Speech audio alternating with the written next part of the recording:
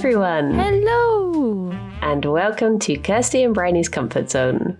I am Kirsty. And I am Bryony, and we are on Neuromancers exploring dreams. Wait, no, that's not what it is. That's the other one. That's telling the future from dreams. We're on Neuronauts, exploring dreams and the world of tomorrow. We're dream wizards. We are dream wizards. I wonder what the Greek for wizard is. I wonder what. Oh, wait, no. Do I know this one? Is it like a Magus or something like that? Oh, I don't know. Magus. Magus. Onera Magus.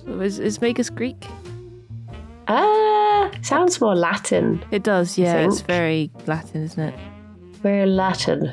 Oh, no. Magus, yeah. Oh, there you go. Well, that's modern Greek. Let's see if old Greek. Ancient Make it Greek old. or wizard. Give me the old Greek. Yeah, Magus. No. Maybe. Maybe. Something like that. Hey, I just met you and you're a Magus. So get in my dreams and interpret them. Thank you. Oh dear, oh dear. Oh dear. What were we saying? Have we already got off track? We were doing the introduction.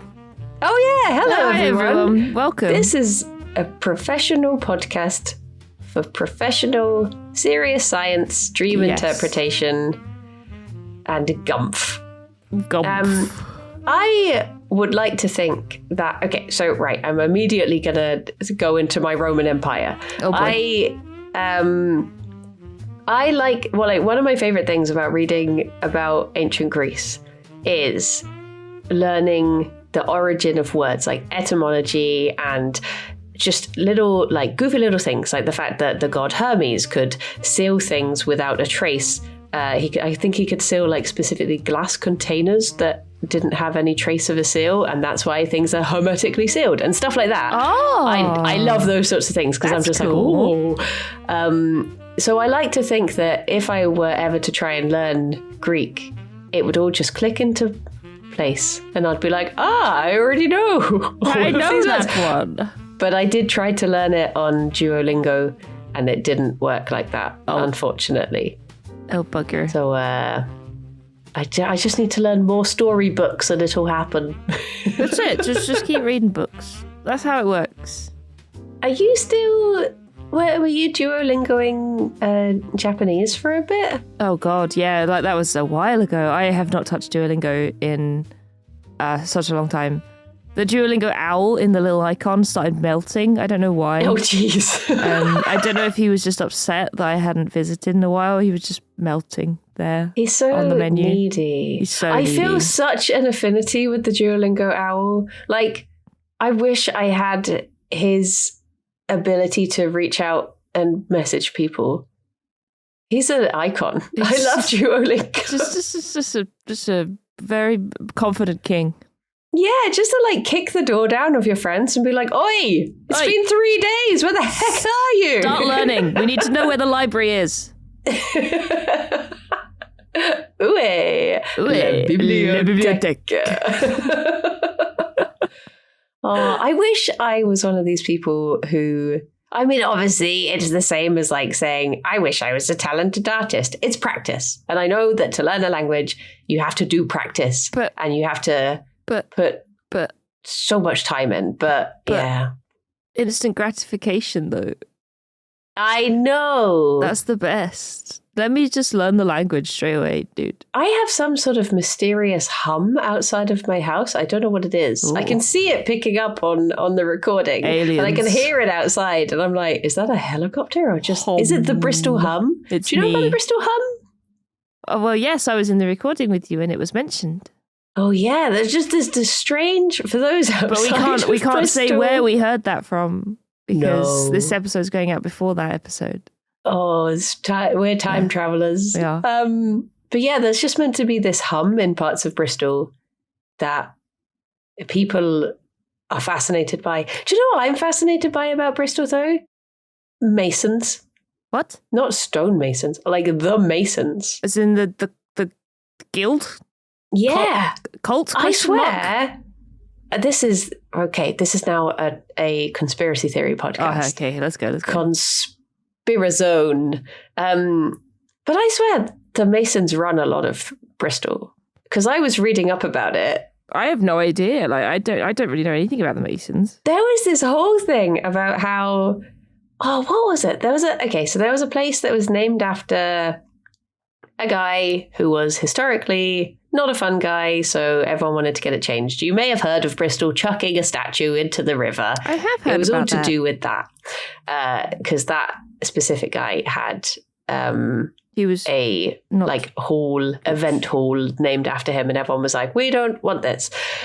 But then I was reading up about the history of it trying to be changed, and there was all this stuff about how the name change had been blocked by the Masons, and the Masons wanted to keep it. And then I was reading up about all the different other organizations that they fund and all of this stuff. And I went down this real rabbit hole of oh my gosh, it's all the Masons. They're running Bristol and all of this stuff. And now I've completely forgotten all of it. So I feel like you're going to have Masons hunting you down now.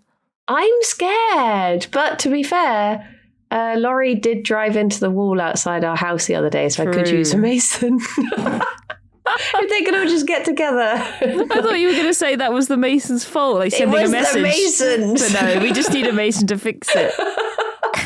Do you have to be a Mason to be a Mason? I don't think so. Oh. The only thing that I ever think of when people mention Masons is it The Simpsons? Is not The Simpsons, it's the Flintstones. Oh. Because he was in something like that, right? He had the big hat. And he would go to those meetings. Oh, I think I know what you mean. The only thing I remember from the Flintstones, it didn't charge. He didn't charge for fixing walls. Just did it as a hobby. It was the Grand Poobah, apparently. What? I think that's what it was called. Oh, no, wait. Grand Poobah's an actual thing. Hang on. In the cartoon, forever. I don't know. It's gonna. I don't remember anything. All I remember is that they used to go bowling a lot, and I think you'd maybe remember it if you saw it. But yeah, Fred and Barney would go to these meetings, and they had the big blue furry hat. Yes, I'm trying to find out what it's called. Oh, Loyal Order of the Water Buffalo. There we go. That's what it was called. And for some reason, that in my brain, that was a Freemason thing. See, I always think of that episode of The Simpsons that's they've got that song that's who controls the British crown? Who keeps the metric system down? Oh, we yeah. We do. That one. That whole episode is all I really know about it. That and playing One Night Werewolf, where two of you can be Masons. And you wake up in the night and you see each other and you just have a little bit of a bond. Because I remember one of the best One Night Werewolf plays I ever did was, okay, this is a very boring story. But in Werewolf, if you are the solo werewolf, you can check one of the 3 cards in the middle. I was a solo werewolf. I checked the cards in the middle. I turned one over. It was a Mason. So I was like, okay, so morning comes and I go oh, silly, goofy me. I'm so sorry. I was a Mason. I forgot to wake up. The other Mason's like, I can back that up. I was a Mason, woke up. No one else woke up. And I was just like, oh, sorry, silly, goofy. And then I won. And I was like, I wasn't a Mason at all. I'm She's really so stacking smart. up quite the bad record with the Masons. I have also set up a bad record because I've just looked up the Loyal Order of the Water Buffaloes, and it turns out it's nothing to do with the Freemasons. It's not even a nod towards any Freemasons, as far as I'm aware. Just as a kid, for some reason, whenever I was aware of something called the Freemasons, I just thought, yeah, Fred Flintstone was in something like that. But no. It's a really old group. It's been going since the dinosaur times. Exactly. And also Grand Poobah was the name of the leader of the Loyal Order of the Water Buffaloes. So that's where that came from. Well, if it makes you feel any better, yesterday I found out that key lime pie is a pie made with key limes and not kiwi and lime. Never knew that before. I didn't know that. I did not know that. Oh. Like, honestly, I get it. That's an easy mistake Well, to it make. just sounds like that's what it'd be, like banoffee, key lime. I was like, Yeah. of course it is. And yeah, It's like it's one of those things that as a streamer, you often have these sorts of realizations and learning moments live in front of 100 people or more. And you have to have quite a thick skin to do that. last 10 minutes for me, honestly. I thought Fred Flintstone was a Freemason. Turns out he's not. Yeah. Well, I had my, I had my belly button realization in a private conversation, but I did then share it. So that one's on me. Belly Did I button tell you about realization. that? Oh, no. You might have told me about it, but please refresh my memory.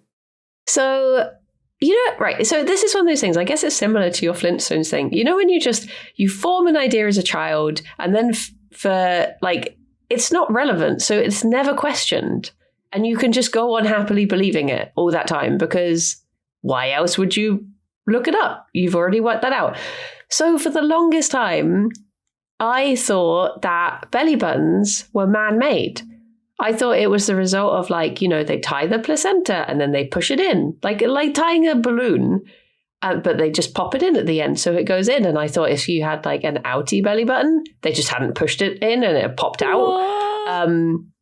And I found this out, like the truth of the real truth of belly buttons, when I was talking to Trot, and I said to him, I wonder if when the first belly button was, would cavemen have had belly buttons? And he looked at it he was just like, of course they would. Why wouldn't they? And I was like, yeah, but how did they know back then to like how to do that? And he was just like, what are you talking about? What? And then so then I just had to be like, okay, hang on. And then he told me just how belly buttons are just a thing that happens naturally and isn't some sort of invention by Thomas F. Belly Button, who learned how to tie them. How, Brady? I don't know. I honestly don't know where this first came from. And there was a time when my sister actually picked up this little thing and showed it to me and said oh, that's, my niece's. She was like, that's her belly button. And I just thought she was making a joke. And I was like, yeah, and never questioned it. And then years later, I found out. How old were you when you found out? 34. Shut the fuck! This is very recent years. Oh my God, Brady. I just never, it never occurred to me that other animals would also have them. But yeah. Jesus Christ. That's my Flintstones Mason. Your Flintstones. Moment. Well, actually, you say that, but I have also done another Google. Oh. And apparently it could potentially be a spoof of Freemasons. Yeah, I was thinking that a little parody type. Yeah, the Flintstones one says this and others are spoofs of secret societies and men's clubs like the Freemasons and others. So yeah, so Fred Flintstone really was in fact a Freemason. Confirmed. The belly button thing is just it's me. Just you, yeah. I feel like there are people must have those sorts of things. Please tell me people have these sorts of things. Oh, I'm sure I've got stuff like that where I've just thought that something was one way for the longest time and just never questioned it. I guess one of the big things that my chat would probably say is one time I was doing a baking stream, and the recipe needed a tablespoon. And I had a pretty big serving spoon. It wasn't a teaspoon, it wasn't a dessert spoon. It was one size up from that. And I was like, this is a tablespoon because it's what you use to serve food at a table. And chat was like, no, that's not a tablespoon. A tablespoon is a dessert spoon. And I was like, it's what? A spoon, it's on the table. What do you want? And I had the biggest argument with chat about how the big one was a tablespoon. And it was not, apparently. That was not the case. But honestly, I still think it kind of is, but I don't think I am right. Yeah. Turns out tablespoon is a lot smaller than I thought. And I didn't know that until like 2 years ago. It is just like I was saying, like, I guess everyone must have these like silly, goofy things that you don't realize. But the thing is, often when you do realize them, the nature of coming across the pivotal knowledge is that you have to have it in front of someone else or in front of many people in a recorded on the internet fashion. Yeah. That's our curse. That's our curse. We have to, if we have anything that we think is true, it probably isn't, and chat will tell us about it. Or like fail. reading a word out for the first time live on a stream. So that's not how you say it. Yeah. Yeah, and you're just like, oh no. The number of times I like got to a word and just been like, I don't want to say this because I don't know if I say it. But it's like blooming asparagus. When I still can't get over asparagus. So for those who don't know, when I was little, I had never seen the word asparagus before, and I don't think I'd really heard of asparagus. And my parents said to me, oh, can you just check the soup library, which is what we call where we keep our soup, and to see what flavors we've got for lunch. So I was just like, cream of asparagus, because that's how I read it out. And instead of correcting me, my parents just called it asparagus for years, literally years.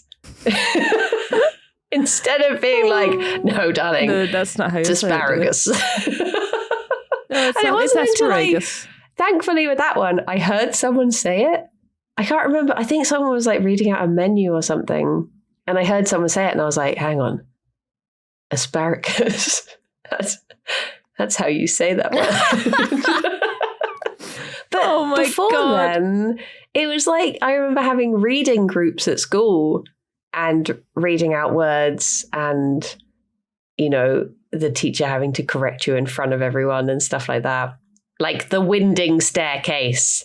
They climbed up the winding staircase. The winding staircase. Oh my God. Yeah, I mean, it's hard. Like, sometimes there are things that you've only ever like read and you've never heard them out loud. It's like one of the classic ones, I think, is like reading like Harry Potter and not knowing how to say Hermione. Yeah. Like, I think I always read it as like Hermione or something. I think for the longest time I would read, in my head, I would read archive. Oh, like, yeah, I still do. Storing things in the do. archive. Yeah, I still do. It didn't help that there used to be, and there probably still is actually, a website for artists or like art, like research, called Archive. But it's spelt Archive. Yeah. And it's like, well, that's an archive then. But we used to use that a lot for school. It's like, well, it's archive, right? No, Yeah. No, that's not it. That's not what it is. Words. I think this is just like the blooming downfall of not having a phonetical language.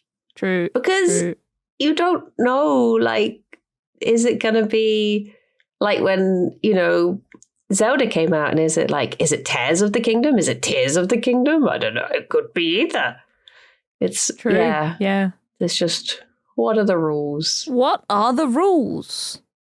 Well, the rules of this podcast is that we listen to dreams. That's true. And so Good we segue. shall do Good segue. as such. Good segue. Let me just cue you one up for you. Cue away. Cool with it. So I've got one from last month and one from this month. So I guess should we do it in archive order? Oh, yeah. Do you want to do February 1st? Okay. February. February. And I have a little dream that I can talk about in the middle, if you like, just to split it Ooh. up, be a sandwich. Nice. Very good. I have absolutely no memory of what this dream is. So Good. this will be a first for both of us. Perfect. Okay, here we go. 3, 2, 1, go. I had a dream that I was in this field and I had to try and help get this horse into a little pen.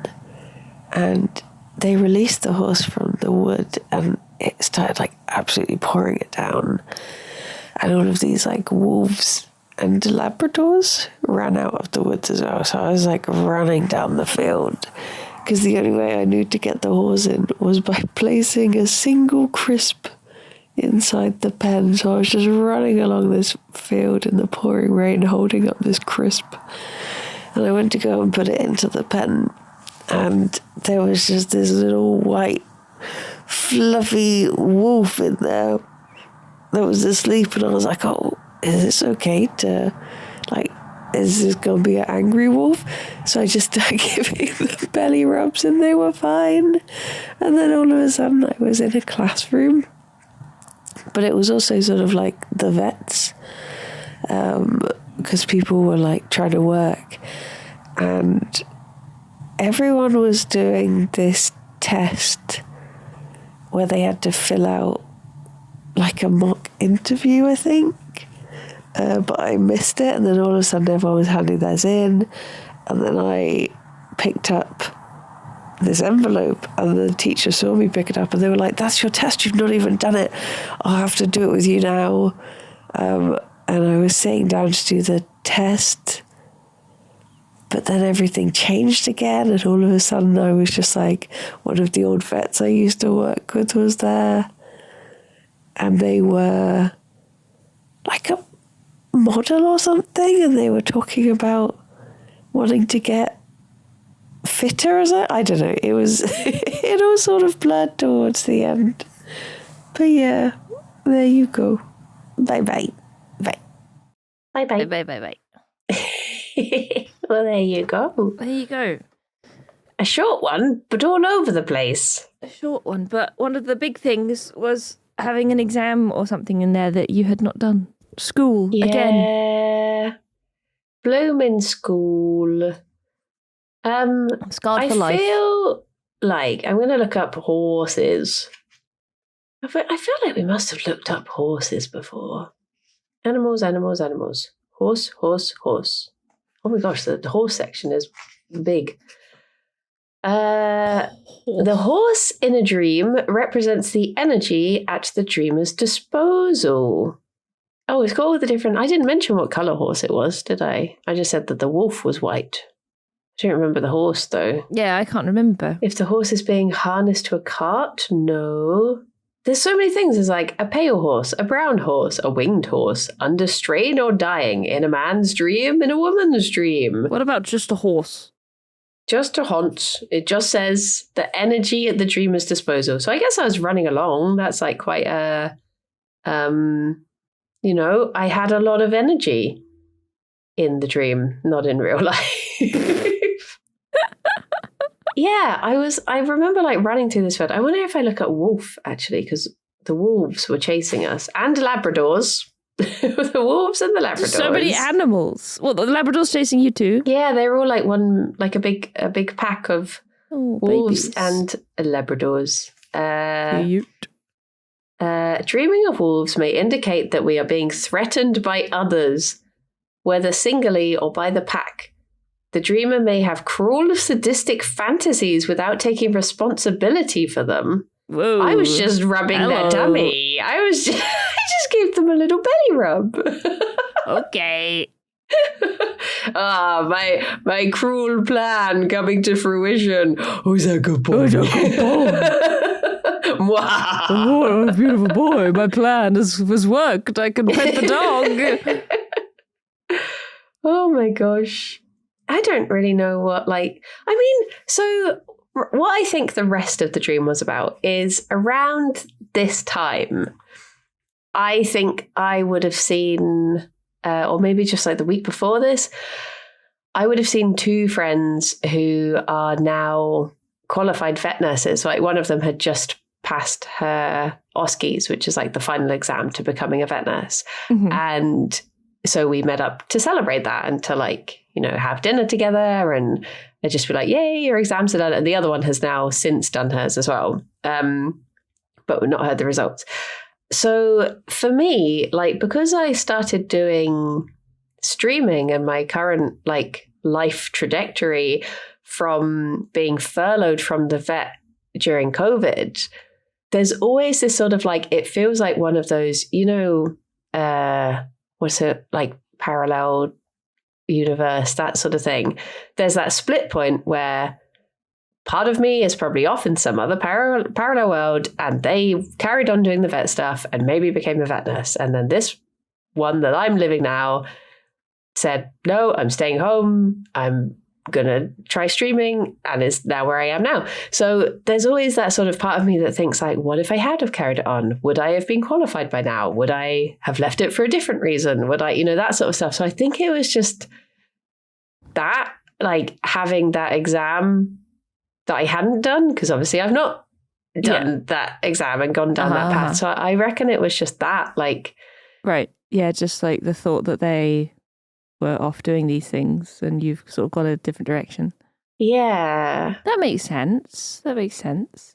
And I wonder if, in a way, like being chased by wolves, I mean, maybe that is having like chat.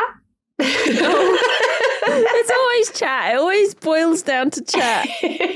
Like a group of baying hounds. I mean, there's like, group that's following you, but then, I gave belly rubs. Maybe it's like, oh, this isn't so bad, sort of thing. I don't know. I wonder if it's to do with that. Because I do remember talking about the specific vet that was in my dream. I do remember talking about them when I met up with those friends. He was a strange fella. Everyone thought that he was rude. But right. I think he was just very individual. Oh. I can appreciate how he would come across as rude.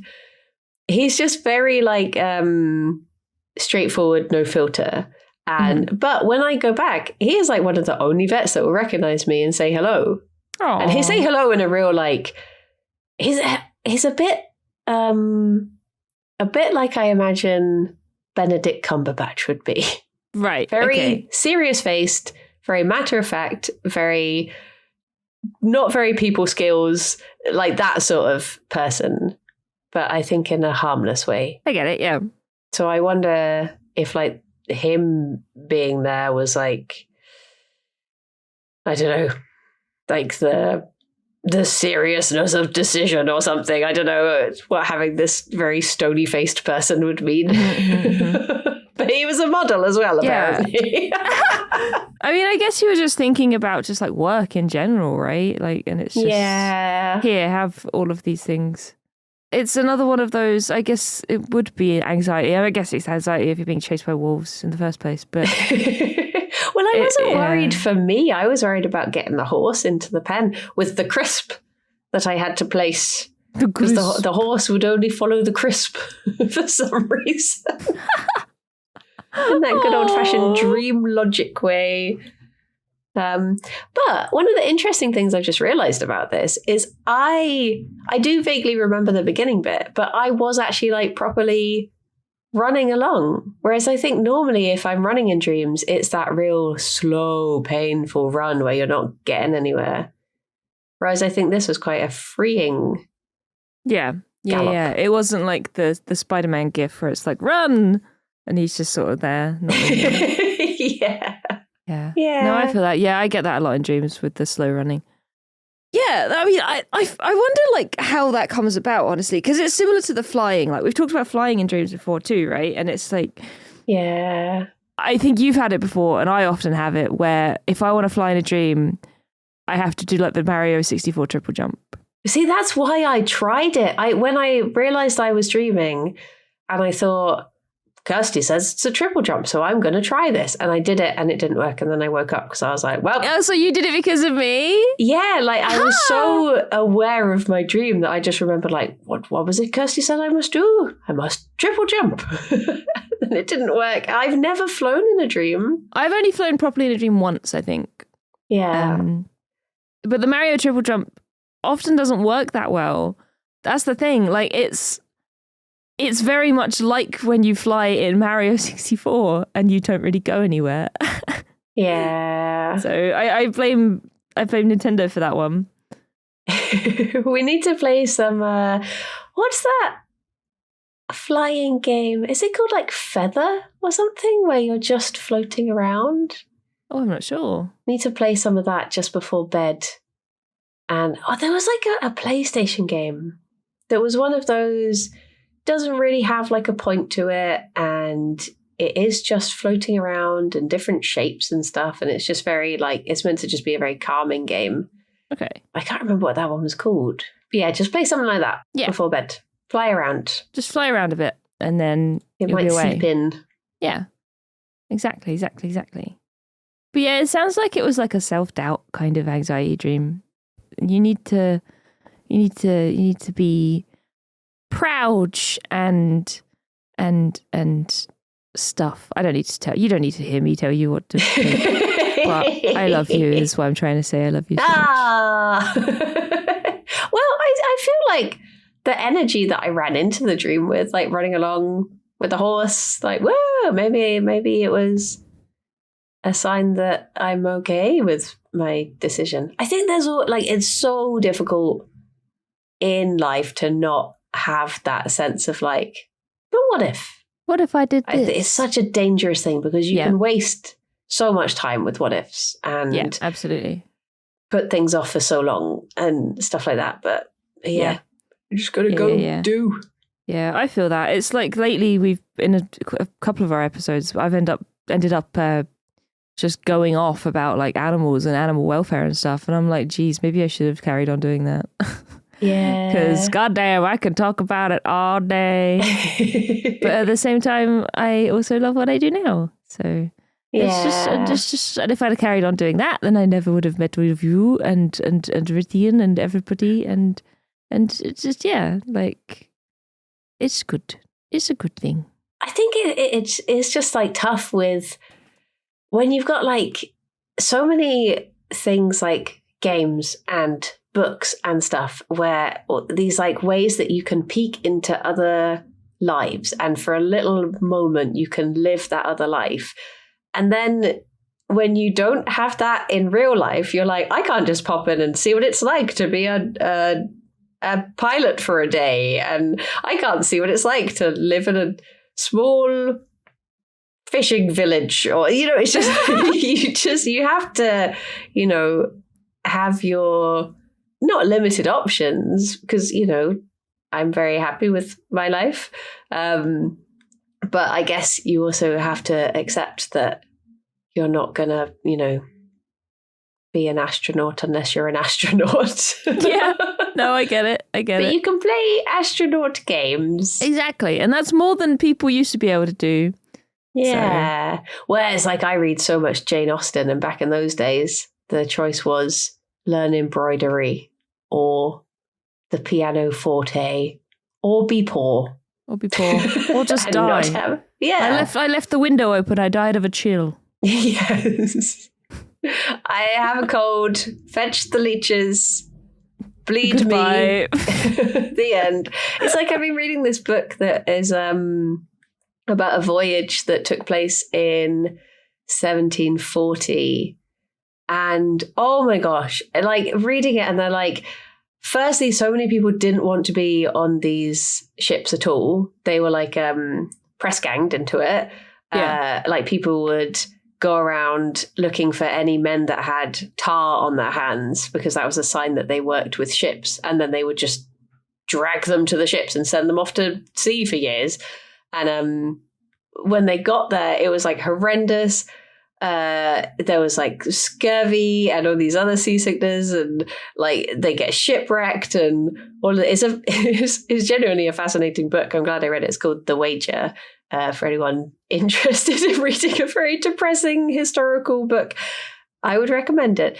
But I was reading it whilst I had a cold, and there's me feeling sorry for myself, and then reading about people with scurvy and like their bodies are just disintegrating whilst they're still alive and stuff. And I was like, yeah, no, I guess they had it quite bad. Yeah, this feels bad. I am quite bunged up though. But I also have a runny nose.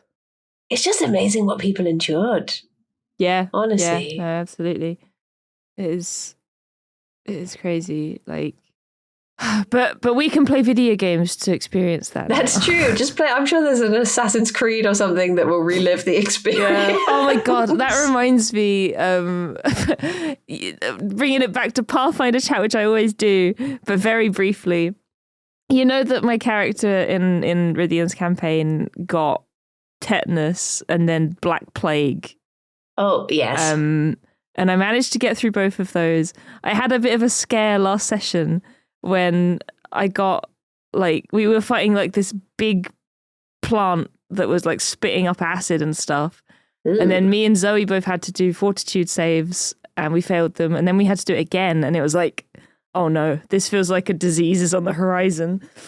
And I failed my save and I was like, that's it. Disease number 3. Here we go. Thanks, Rythian. What am I going to get now? Turns out it wasn't a disease, thankfully. But in that moment, I was like, boy, here we go again. Yeah. I cannot stop catching diseases. Oh dear. Oh my gosh. It's so silly. So silly. Speaking of books and adventures, Oh, yes. you, Kirsty of Comfort Zone, had a dream Lord of the Rings themed? I did. Bryony has heard this dream, but you have not, listener, because I dreamt it a while ago before I went on holiday with the lovely Bryony, a lovely cat. So I'll regale it for your benefit. So, in my dream, I was on a tour of the Lord of the Rings set with Cat, Strike, and my friend Elliot from school. And they had just released the movies again on whatever the most high quality version of video is, but probably even more so. So like super 4000K HD. Yeah. And it was so this dream happened not long after they were talking about like old Star Trek episodes on Discord and how like, oh, you can see the boom mic there and you can see how that, piece of equipment is made out of an old broom handle and stuff like that. So in my dream, it was like, oh, they've been released on this format. But now, because they're like 20 years old plus, you can see all of the errors and like you can see the wig lines and the whatever and the blah blah blah. Yeah. So we were on this set tour because the set was somehow still there 24 years later, and we walked into this room and it was just an office. Like it was literally just an office space. Like it was a narrow room. They had a water cooler and 2 people standing next to it. And it was like, oh, they're Arwen and Aragorn. And they were just there like wearing a suit and a tie and like a pencil skirt and just a little blazer. It was like, yeah, that's Arwen and Aragorn. And they had like a whiteboard on the wall and stuff. And we were just standing there like, yeah, it really doesn't look as good in person, does it? And this whole time we were looking for a certain prop. So in my dream, in the movies, whenever there was a shot of Gollum from a distance, they would use just like a statue or a figurine. It was just like a big lump of a figurine, almost like a low poly version of Gollum. Yeah. But real life. And we were like, we have to find low poly Gollum.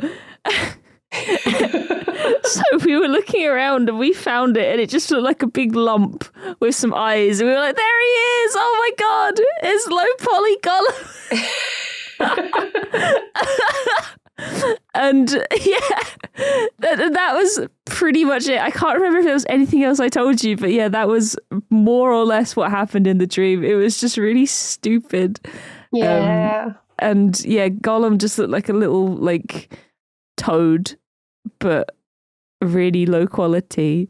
It just reminds me of I can't remember if I've mentioned this before, but in the first series of Lost that has the polar bear? I never watched Lost, but I've heard about the polar bear. Yeah. It was just a big, like, basically it's such a blurry shot of a polar bear like jumping out at them. But when you watch it, I think they did go back and redo it. But when you first watched it, if you paused, they literally just had a massive cuddly toy polar bear that they just threw at the camera. That's so funny. And it's just so goofy when you see it. But it just reminds me of that, like this little just. Oh my God.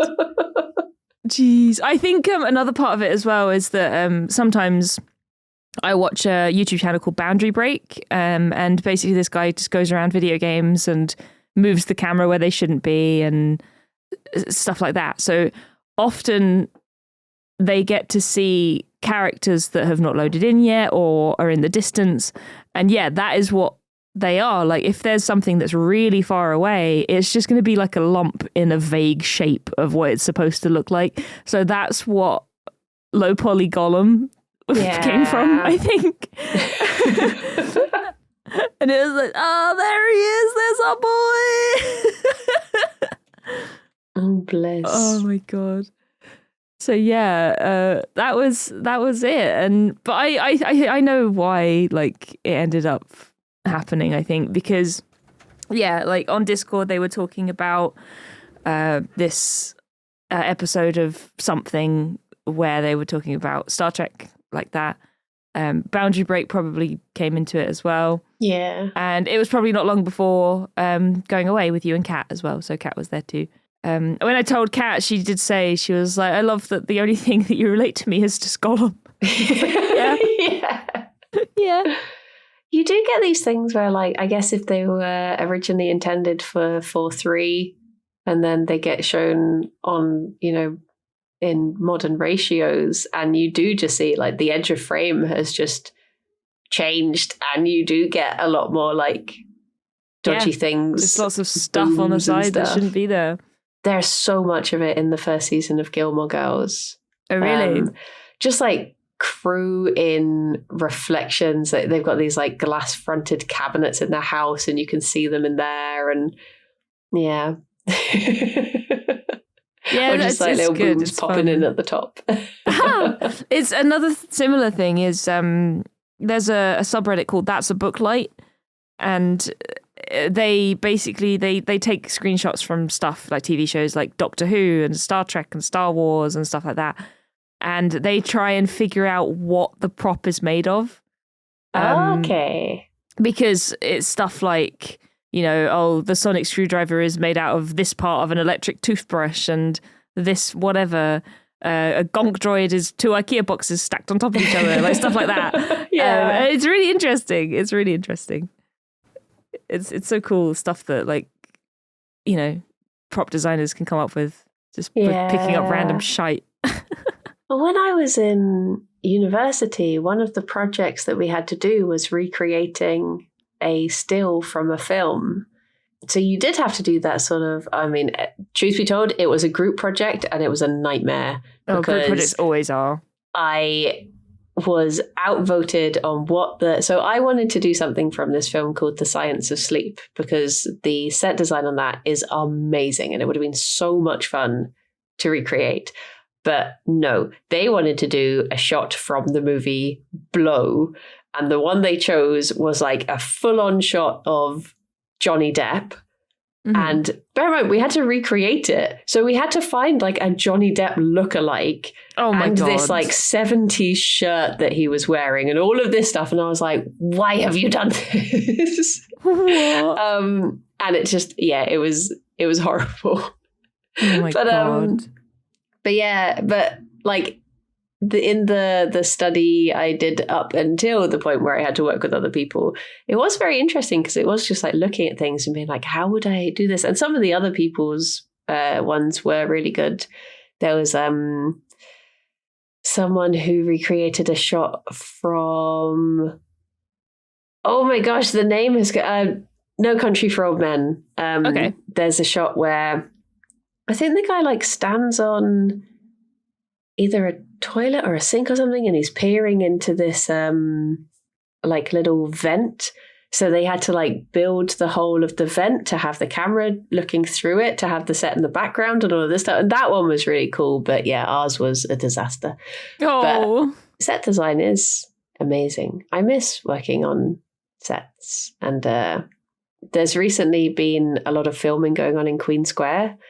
So every time I'm heading into the office and I'm just looking at all like the camera vans and I'm trying to get a peek at the camera and being like, what are they doing? What's going on? Will they take me back? When I was like in sixth form and stuff, like one of the things I did kind of start looking into was like set design and prop design and stuff. Like props especially, I would love to do stuff like that, to just make stuff out of other stuff, like this kind of thing. Do you want to do? Okay, right. This is crazy. But bear with me. I watch a YouTube channel called Studson Studio, who is like a model maker, and they make models out of trash, and they're amazing. But recently, it wasn't that recently. I watched it recently, but it's an old video. They did one they basically made their house, but in the style of Jurassic Park, and they showed there was one summer when they were a child where them and their cousins made a shot-for-shot recreation of Jurassic Park on home video. Oh my God. And I really want to do it. So can we remake Jurassic Park? Sure. Let's Perfect. Because I was thinking it could be like when Mark and Sam and Tom, when they did Foley Ship, where they like recreated Fellowship of the Rings from memory, but could we do it with Jurassic Park? I would have to watch Jurassic Park again because I've already seen it once. Oh my gosh, it's so good. I'd always be up for watching it. We'd have to make all the dinosaur noises. Yes. Is this going to be like our new stream? Just yes. What would you call it? They had Foley Ship of the Ring. What are you gonna call the Jurassic Park one? Jurassic Pals. I don't know. What if you turn Park backwards and it's Jurassic Crab? What if it was in our old theme of having, her in everything we do, Jurassic Park? Jurassic Park. Actually, that sounds a bit dodgy with just harass. Yeah, it does. Jurassic. Oh dear. Is there a rude version of Jurassic Park? Oh, it's probably called like Jurassic Pork or something, isn't it? Oh yeah, I think that's probably it, actually. Yeah. Jurassic Perks. Anyway. That was Kirsty's dream. It was. Well, now we have a new thing to do. Yeah, that's our next project. I'm just looking at r/that's a book light to find a good one to show you. If you were going to recreate, like if a group of us got together and said, let's recreate this film, you can choose which part you're going to play. What film and what part would you want to do? I was going to ask you for Jurassic. Do I have to act, or can I be in the background? Like, you have to act. You have to on the starring voiced role. Oh, actually, I guess it doesn't have to have voice lines, but it has to be a recognizable part. But I have to act, right? Okay. Yes. Ooh. You're thinking of the character that's most like you in real life, so you don't. I think I'd want to be something like in a costume. Yeah. Like T-Rex. if we did Pan's Labyrinth, I'd be the hand faceless man. Yeah, the hand man. Oh my god! Except I'd be a lot more thick. He's like a fleshy Grinch. That man. Same energy. Same energy, yeah. He's there to steal your Christmas presents. Yeah. But yeah, I think I'd want to be in costume. Give me something where I'm in like a proper costume. What if like it was a horror movie and I was like Freddy Krueger? Perfect. Or what other like famous costumed things are there? I mean, often when we have guests on, we do sort of break into their dreams. So maybe that would be quite Oh my god, fitting. True. You can be young Johnny Depp and I'll be Freddy Krueger. Yeah, next time we do a live episode, we should dress up. I'll just be Freddy Krueger. Yeah. Oh my god, that would just be that. I'll dress up as just a baseball player from Field of Dreams. Very different tones. Oh my god, The thought of turning up to a very chill, like, comfort zone recording live dressed as Freddy Krueger has just tickled me so much. I have to do it. I saw this video the other day of, have you seen, there's this person on like TikTok and I'm sure other places, but they dress up as, what's he called? The starey face man. He's in Dead by Daylight. Starey face man. I think he's the Texas Chainsaw Massacre baddie, maybe. What's he called? I never watched Texas Chainsaw Massacre. He plays. I think he has the barbecue and chili perk in Dead by Daylight. Is that or is that Leatherface? Yeah. Okay. Him. Someone's dressed as him, and someone else is dressed as. Well, it's usually just them, and they do just funny dances, but dressed up like that. But they had one recently that was in a desert, and it was them dressed as him and someone else dressed as Freddy Krueger, and they're dancing to like Beyonce's new, like, This Ain't Texas, like the country song. It's just them doing these little like booty cowgirl dances. Oh my god. It's kind of like when Britney did like the knife thing on TikTok or Instagram, and I think it was someone dressed as Freddy Krueger that did it, or was it? No, it was Michael Myers. Even That's the guy. That is not Leatherface. Michael Myers. Yeah, it's them. I want to do a comfort zone dressed as Freddy Krueger. I'm here for it.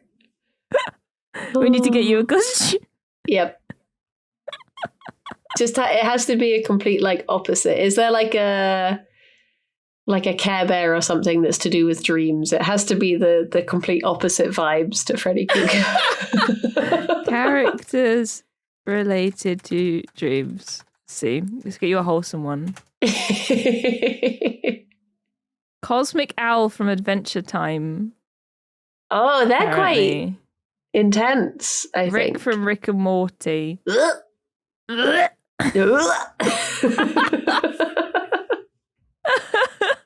My guttural response. Yep. Most iconic anime characters who can manipulate dreams. Oh. There's got to be like a My Little Pony, right? Yeah, that's what I'm thinking. Something very, Is there a called, dream like, pony? Dreamacorn or something. They had some dream My Little Ponies in the original series from the 90s, apparently. Aww, I'll be one of them. They might have been changed, but I'll dress up as a pony. You can be Freddy you Krueger. could be a pony, yeah. Nice. Would you like to hear my second dream, or should we save it? Oh, how much time do we have? 55. All the time in the world. I don't know. We can do a speed A analysis. little speed run? Yeah. Sure. Okay, here we go. 3, 2, 1, go. I had a dream that I'd gone to see this film called Cry, but it was spelled Chry. And I didn't realise it was meant to be like a cinema experience thing. So I sat down, we were at like the very back of the cinema. And Danny Pudi was in front of us, but he was facing us and he kept like being in the way of the screen. So I was trying to lean around him, but then on the screen was Danny Pudi sat in a cinema seat. And that was part of like the interactive cinema. And then all of a sudden, like certain people in the audience started to like glow this weird, it was like they turned into like white and pink morph suits, and they then like ran out of the cinema. And then the voiceover was like, you may notice some of you starting to change as well. And when you look down at your hand, they were like shining this light that looked the same as the glowing people onto like where your hands were to make it look as if you were about to change as well. And then something else happened that made like 200 other people run out of the cinema until there was only like 7 of us left. And I suddenly realised that every other person in the cinema had been a paid actor, and it was just the 7 of us left for the actual experience. And they were meant to like give us this talk or something at the end, or you went into this other room that had all these props or something. But I was like, Alex had left at the beginning of it. So I was like, no, I want Alex to experience it. So I was like, oh, I'll just wait in the... No, Alex was like, we'll just wait in the cinema, sneak into 2 of the seats where the paid actors are, and, you know, we can just see it all again. And I was like, oh no, because what if, like, they've got certain things that are chosen for different seats and we have to run out and we miss it all again. But then it cut to us being in a dinosaur museum, and I was looking at fossils, and all I remember is that I was talking to someone and I walked downstairs. That bit is very vague. But then it cut to, it was mine and Alex's anniversary, and we had chosen to have like a vow renewal ceremony. So I was like dressed in this fancy dress and everyone was around, and I wanted to read the guest book, like people had signed the guest book or given us cards or something, but Alex had to go somewhere, and I was just sort of waiting for him to get back so we could read the nice messages together. But yes, that's all I remember, I think. Oh no, there was something about my sister. No, it's all gone. It's all it's all fizzling away as we start the day. Bye. It is fizzling away. All fizzling away. I know what this dream was about. Fossils! Oh. You dreamt of fossils. Fossil. Oh, yeah. Well, this was we quite went on the way. delayed fossil dreamage. But yes, there But was some yes. fossils. But yes, it was. But yes. I have been watching Avatar, the live action remake. Oh, the Netflix one. Yes. Is it any good? I've heard bad things. Well, it has Danny Pudi in it. So that's Okay. why he was in the dream. It's okay. It's one of those things that I would be very sad if anyone watched it first. Yes. If they, yeah. It's one of those things that it's nice as a sort of like, it's a lot faster paced than the cartoon. Like they travel, cartoon, I guess you should say, animation. But so they like travel through places instead of like spending a whole episode on a story. They like do like 3 episodes worth of traveling. So it's like a nice like, oh, I remember that. But it doesn't compare. Better than the M. Night Shyamalan film, which let's pretend doesn't even exist. But nowhere near. I still have not even watched that. I refuse. Yeah. It's well, it is well cast. There's one character that I'm a bit like, I don't see it yet. But I'm willing to wait. Apparently they cut out some of like the really good plot development too, like, or character development rather.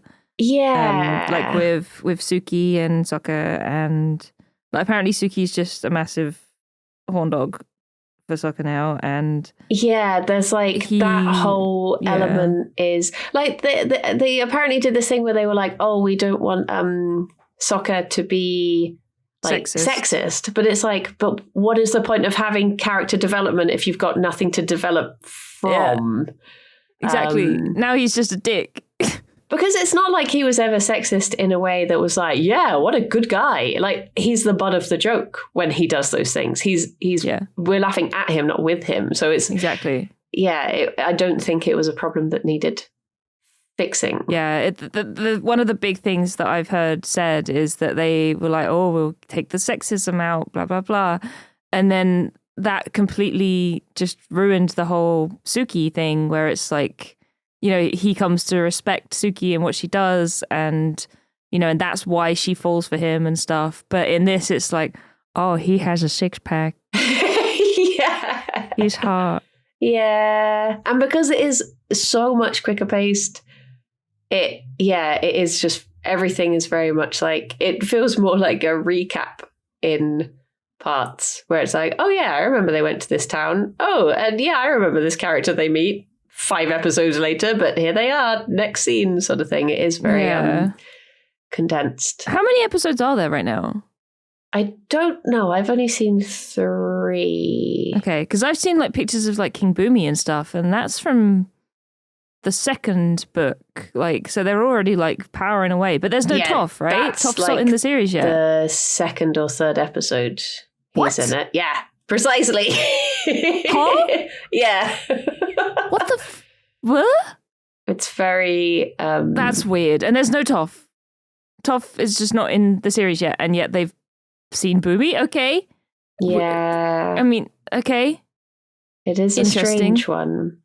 That's odd pacing. Very weird. Yeah. It feels like it's going to be zipping all over the shop. But with this dream, I know what the majority of it was about. I know that part was just me thinking Danny Pudi because I had seen him. But it was because I had just found out that.